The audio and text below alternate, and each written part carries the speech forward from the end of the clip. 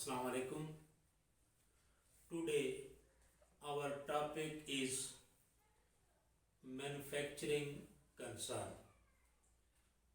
Manufacturing concern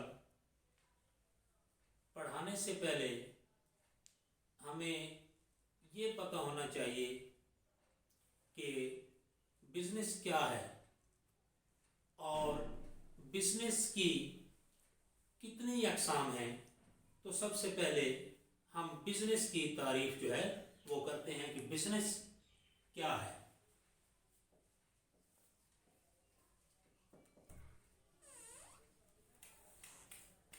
What is business?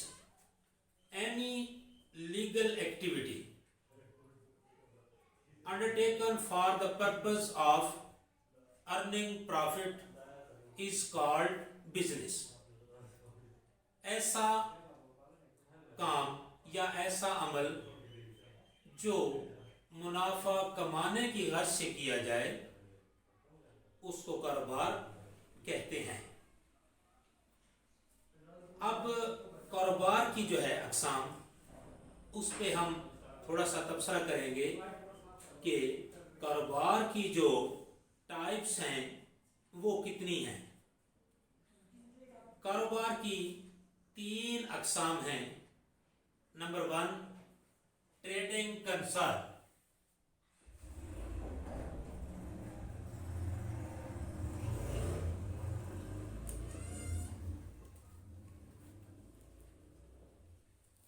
Trading concern trading concern क्या है? It is the type of business in which the trader purchases merchandise and sell them in the same shape, यानी उसी शक्ल में, जिस शक्ल में एक ताजिर सामान तिजारत खरीदता है उसी हालत में उसको बेच देता है। इसको ट्रेडिंग कंसर्न कहते हैं। दूसरा है सर्विस का बिजनेस।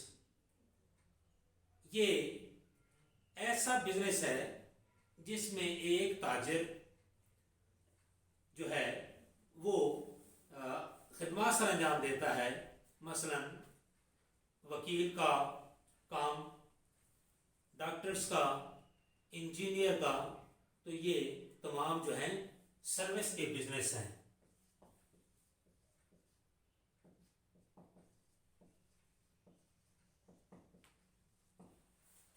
और तीसरा जो कारोबार है वो है मैन्युफैक्चरिंग कंसर्न, जो कि आज का हमारा टॉपिक है, मैन्युफैक्चरिंग कंसर्न।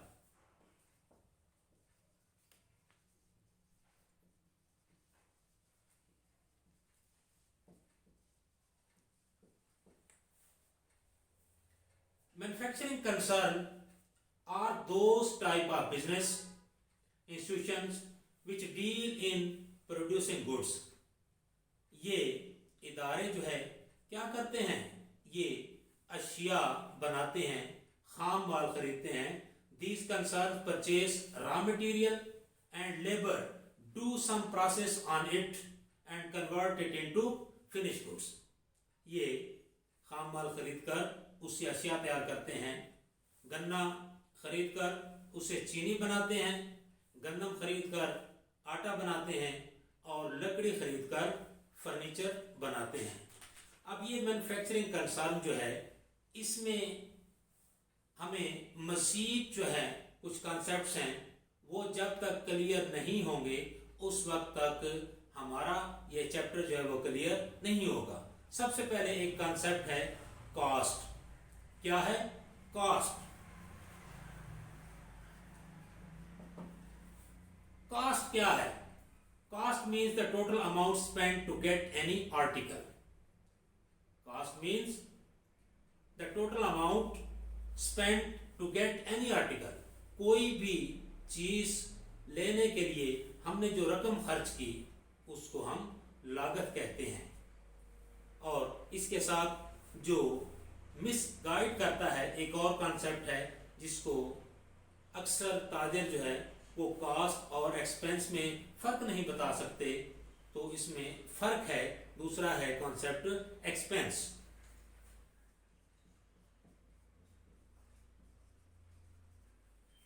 एक्सपेंस क्या है?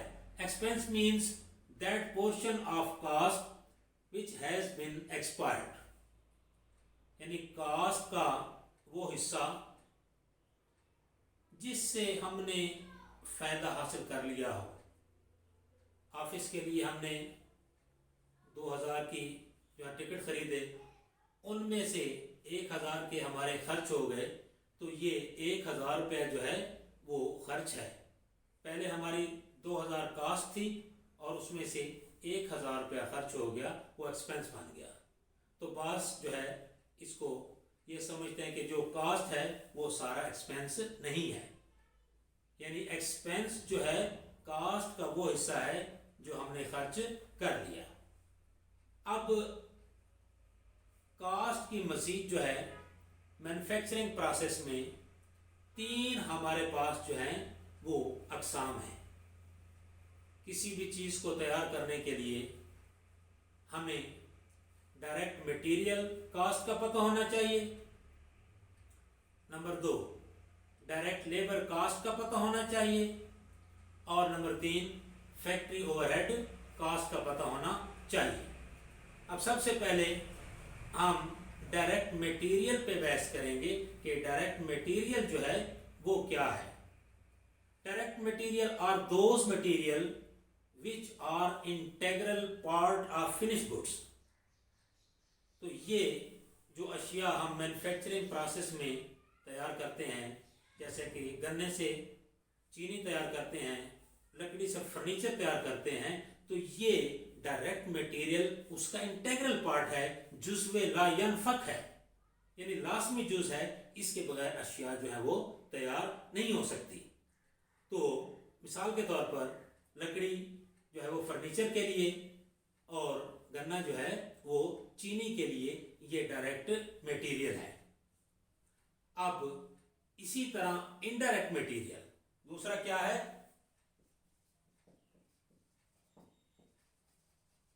पहला डायरेक्ट मटेरियल, दूसरा जो है indirect material. Indirect material are those material which are used in finished product but whose cost cannot be easily traced in the finished product। यानी एक चीज जो है डायरेक्ट मटेरियल का हमें पता चल जाता है। लकड़ी से फर्नीचर बनाते हैं तो लकड़ी नजर आती है कि इससे फर्नीचर जो है बना है, और इनडायरेक्ट मटेरियल क्या है उसको हम आसानी से ट्रेस नहीं कर सकते। फॉर एग्जांपल ग्लू, नेल, कील वगैरह, ये जो रेग मार होता है फर्नीचर बनाने में, तो उसको हम ट्रेस नहीं कर सकते, उसको इनडायरेक्ट मटेरियल कहते हैं। अब डायरेक्ट मटेरियल और इनडायरेक्ट मटेरियल दोनों का पता होना चाहिए कि जो चीज़ हमने बनाई है उस पे डायरेक्ट मटेरियल जो है वो कितना लगा है और इनडायरेक्ट मटेरियल कितना लगा है। ये पहला हमारा एलिमेंट था, पहली टाइप थी कास्ट की। दूसरी कास्ट है डायरेक्ट लेबर कास्ट।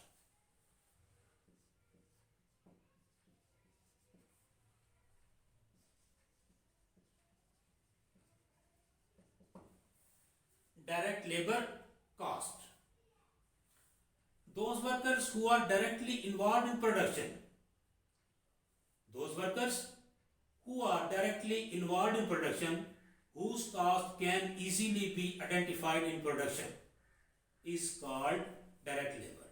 यानी वो वर्कर जो उस मटेरियल पे, जो डायरेक्ट मटेरियल है उस पे वो लेबर डायरेक्टली काम कर रहे हैं। जैसा कि एक फर्नीचर बनाने की फैक्ट्री है, उस पे जो कुल्हाड़ी से लकड़ी पे काम कर रहा है, जो उस पे जो है ना प्लेन कर रहा है उसको लकड़ी को इक्विपमेंट के जरिए, तो ये डायरेक्ट लेबर है। इसी तरह जिस तरह डायरेक्ट मटेरियल के साथ इनडायरेक्ट मटेरियल था, इसी तरह डायरेक्ट लेबर के साथ इनडायरेक्ट लेबर भी है। इनडायरेक्ट लेबर क्या है? Those workers who are not directly involved in production, यानी जो डायरेक्ट लेबर थी वो डायरेक्टली उसमें इन्वॉल्व थे, लेकिन इनडायरेक्ट है वो उसमें डायरेक्टली इन्वॉल्व नहीं है, बल्कि क्या जो डायरेक्ट लेबर है उसको वो असिस्ट कर रहे हैं, उसके काम में उसकी वो हेल्प कर रहे हैं, उन वर्कर्स की वो मदद कर रहे हैं, इसलिए उनको इनडायरेक्ट लेबर कहते हैं, वो डायरेक्ट लेबर नहीं है। तो तीसरा एलिमेंट जो है वो FOH,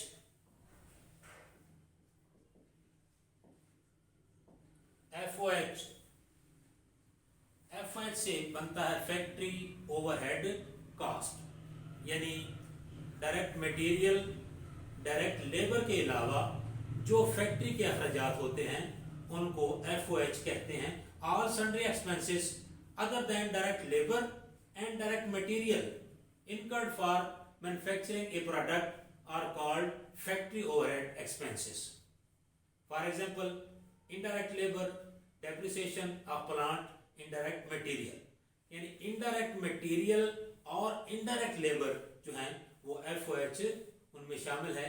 तो आज हमने क्या पढ़ा कि किसी भी प्रोडक्ट के बनाने में डायरेक्ट मटेरियल, उसके बाद डायरेक्ट लेबर और उसके बाद FOH फैक्ट्री ओवरहेड कास्ट का पता होना चाहिए। तो कल इंशाल्लाह हम मज़ीद कॉन्सेप्ट जो हैं इस चैप्टर को करने के लिए करेंगे। तो जब तक कॉन्सेप्ट्स क्लियर नहीं होंगे ये चैप्टर आपको नहीं आएगा। ओके।